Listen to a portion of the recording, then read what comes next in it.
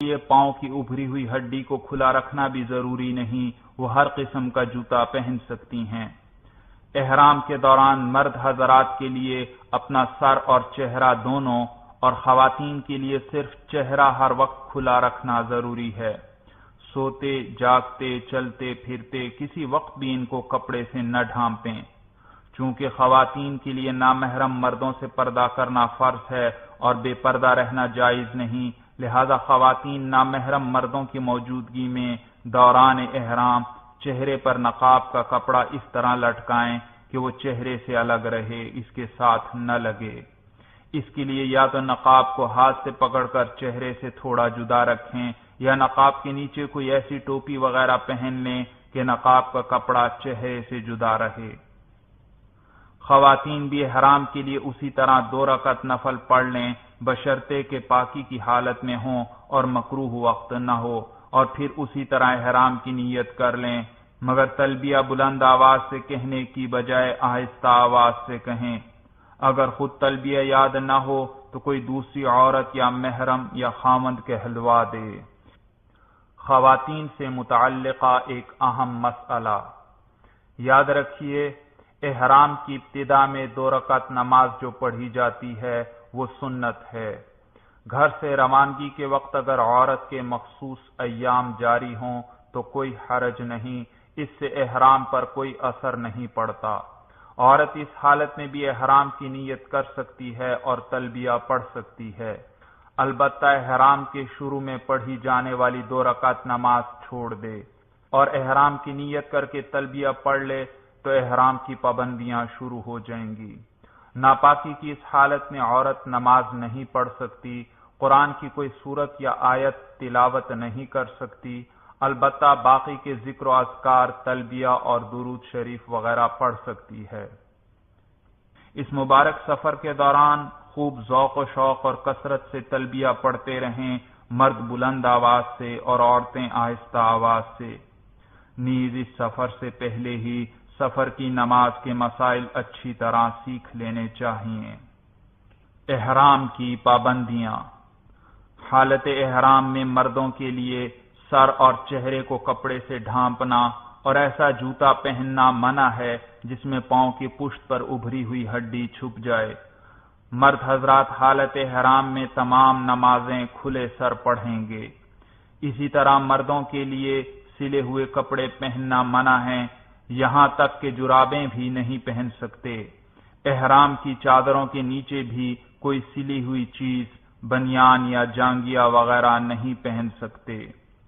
حالت احرام میں مرد و عورت دونوں کے لیے سر اور جسم کے بال کاٹنا منع ہیں، حتیٰ کہ جسم کے کسی حصہ کا ایک بال بھی نہیں توڑ سکتے، ناخن نہیں کاٹ سکتے، خوشبو نہیں لگا سکتے، بلکہ کوئی خوشبودار چیز یا خوشبودار صابن بھی استعمال نہیں کر سکتے۔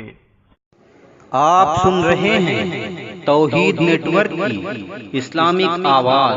توحید network international Islamic YouTube channel. البتہ اگر خود ہی ناک میں کوئی خوشبو پہنچے تو اس میں کوئی حرج نہیں۔ خاوند اپنی بیوی سے صحبت نہیں کر سکتا، بلکہ شہوت والی باتیں یا شہوت سے اسے ہاتھ بھی نہیں لگا سکتا۔ کسی جانور کا شکار نہیں کر سکتے، بلکہ اپنے جسم کی جوں کا مارنا بھی منع ہے۔ اسی طرح جسم سے میل دور کرنا، جسم کو بغیر خوشبو کے صابن سے دھونا، سر اور داڑھی کے بالوں میں کنگھی کرنا مکروہ ہے۔ احرام کی ممنوعہ چیزوں میں سے کسی کا ارتکاب کرنے سے بعض صورتوں میں صدقہ واجب ہوتا ہے، بعض صورتوں میں دم یعنی بکری وغیرہ کی قربانی واجب ہوتی ہے، اور بعض صورتوں میں بڑا جانور یعنی گائے یا اونٹ ذبح کرنا پڑتا ہے، جبکہ بعض صورتوں میں تو حج ہی فاسد ہو جاتا ہے۔ لہذا احرام کی ممنوعہ چیزوں سے بچنے کا خاص اہتمام کریں، اور اگر ایسی غلطی ہو جائے تو علماء کرام سے مسئلہ پوچھ لیں یا قابل اعتماد کتابوں میں دیکھ لیں۔ یاد رکھیے، خود بخود سر یا داڑھی وغیرہ کے بال گرنے سے کوئی جزا واجب نہیں ہوتی، لیکن آپ کے اپنے کسی عمل یعنی جسم کو رگڑنے یا کھجلانے یا سر یا داڑھی کو ملنے سے اگر 3 سے زائد بال گر جائیں تو 1.25 کلو گندم یا اس کی قیمت صدقہ کرنا واجب ہے۔ اسی طرح احتیاط کے باوجود عورتوں کے نقاب کا کپڑا ان کے چہرے کو کچھ نہ کچھ لگ ہی جاتا ہے، لہذا دوران حج کچھ نہ کچھ صدقہ کرتے رہنا چاہیے تاکہ اس قسم کی کوتاہیوں کی تلافی ہوتی رہے۔ اگر کوئی کوتاہی نہ بھی ہو تو بھی حرم شریف میں صدقہ کرنے کا عظیم ثواب تو ملتا ہی رہے گا۔ یاد رکھیے آپ حج کے مبارک سفر پر جا رہے ہیں جہاں 25-30 لاکھ افراد کا عظیم مجمع ہوگا، لہذا ابھی سے ذہنی طور پر اپنے آپ کو تیار کر لیجئے کہ اس سفر میں قدم قدم پر بے انتہا تکلیف و مشقت کا سامنا کرنا پڑے گا۔ جب آپ اپنے آپ کو پہلے سے ہی ہر مشکل و مشقت کے لیے تیار رکھیں گے تو ہر تکلیف آسان معلوم ہوگی۔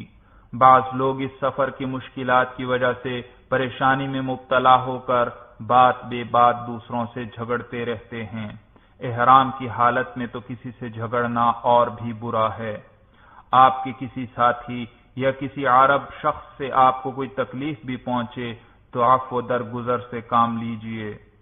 آپ اللہ جل جلالہ کے دربار جلال و جمال میں حاضری کے لیے روانہ ہو رہے ہیں، لہذا پورے سفر کے دوران اپنے ساتھیوں کا از حد خیال رکھیے اور اس نیت کے ساتھ سب کی زیادہ سے زیادہ خدمت کیجیے کہ یہ سب اللہ کے مہمان ہیں۔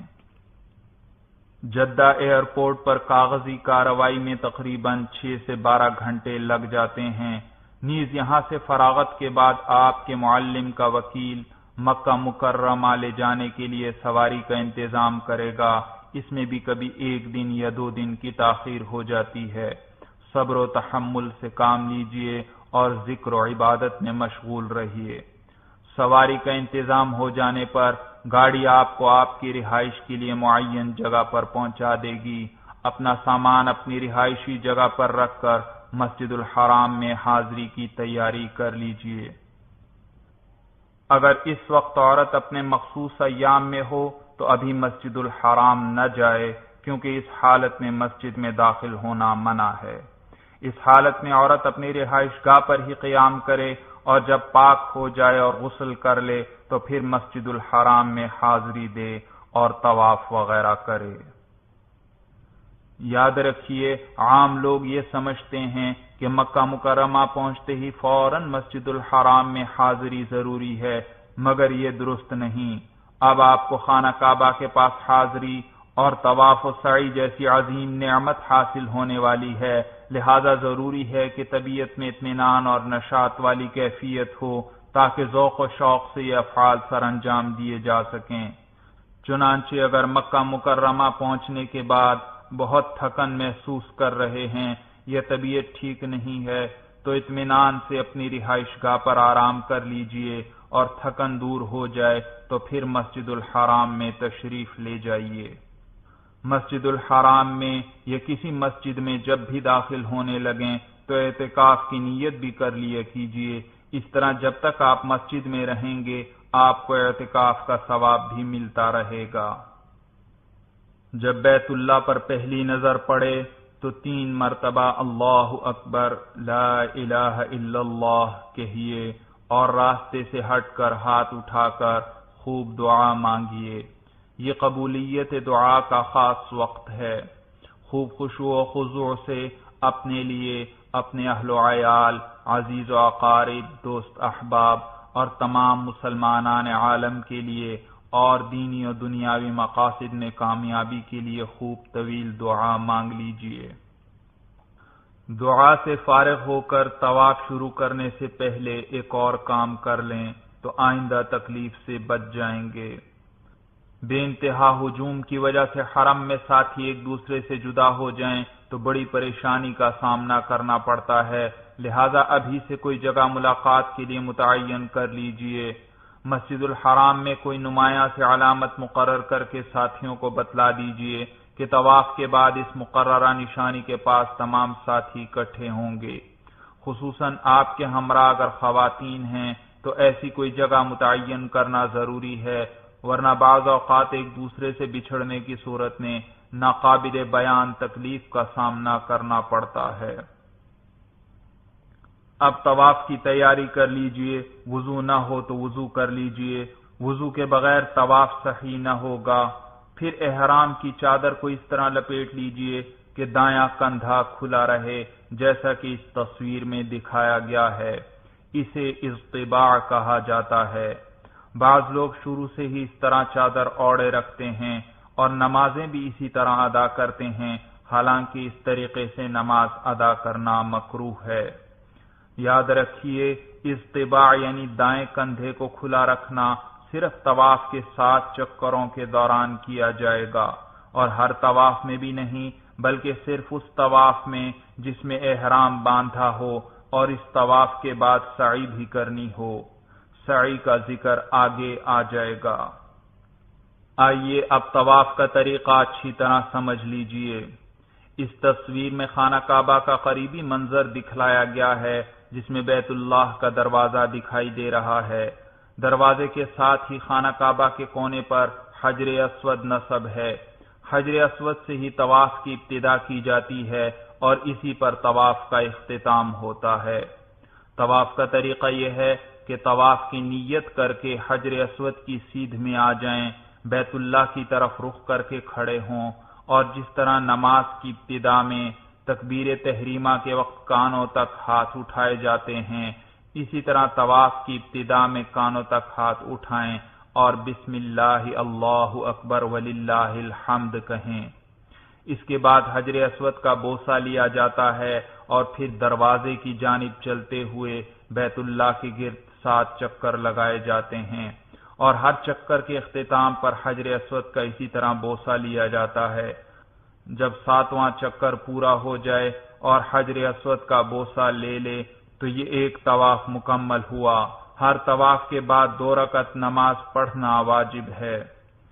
خانہ کعبہ کی ایک اور تصویر جس میں حجر اسود دکھائی دے رہا ہے۔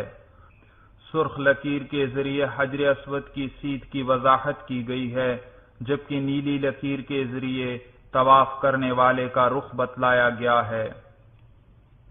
بے انتہا ہجوم کی وجہ سے حجر اسود تک پہنچنا چونکہ نہایت مشکل کام ہے، نیز اس سے دوسرے لوگوں کو بھی تکلیف ہوتی ہے، لہذا بہتر یہ ہے کہ دور سے ہی حجر اسود کی سیدھ میں کھڑے ہو کر دونوں ہاتھ اٹھا کر ہتھیلیوں کا رخ حجر اسود کی جانب کرتے ہوئے بسم اللہ اللہ اکبر وللہ الحمد کہہ کر پھر ہاتھوں کو چوم لیا جائے۔ پھر ہر چکر کے اختتام پر بھی اسی طرح بسم اللہ اللہ اکبر وللہ الحمد کہہ کر ہاتھوں کو چوما جائے۔ خلاصہ تفصیل یہ ہوا کہ طواف کے شروع میں 2 مرتبہ بسم اللہ اللہ اکبر وللہ الحمد کہا جائے گا۔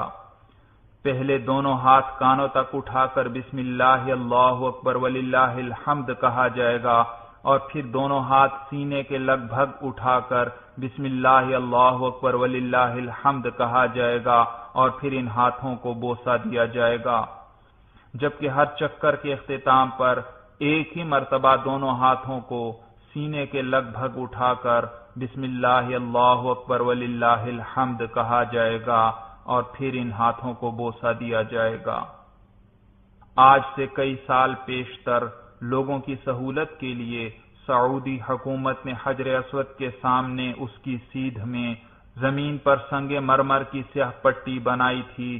اس پٹی سے ہی طواف کی ابتدا کی جاتی اور اسی پر طواف کا اختتام ہوتا تھا، جیسا کہ اس تصویر میں سنگ مرمر کی اس پٹی کو واضح طور پر دیکھا جا سکتا ہے، جبکہ تیر کا دوسرا نشان طواف کا رخ بتلا رہا ہے کہ طواف کرنے والا دروازے کی جانب اس رخ پر چلتے ہوئے بیت اللہ کے گرد چکر لگاتا ہے، یعنی دوران طواف بایاں کندھا خانہ کعبہ کی طرف رہتا ہے۔ آج کل بعض مصلحتوں کی بنا پر سعودی حکومت نے حجر اسود کی سیدھ میں موجود سنگ مرمر کی اس سیاہ پٹی کو ختم کر دیا ہے۔ البتہ حجر اسود کی سیدھ بتلانے کے لیے سامنے کے برآمدے پر سبز رنگ کی ایک لائٹ نصب ہے، جسے اس تصویر میں دیکھا جا سکتا ہے۔ برآمدے پر نصب سبز لائٹ کی ایک اور تصویر۔ حجر اسود کی سیدھ میں ہونے کے لیے اس سبز لائٹ سے رہنمائی حاصل کی جاتی ہے۔ حجر اسود کی سیدھ میں آپ اس وقت ہوں گے جب آپ حجر اسود اور اس سبز لائٹ کے درمیان میں پہنچیں، اس طور پر کہ حجر اسود کی جانب رخ کرنے سے سبز لائٹ کی طرف آپ کی پشت ہو جائے۔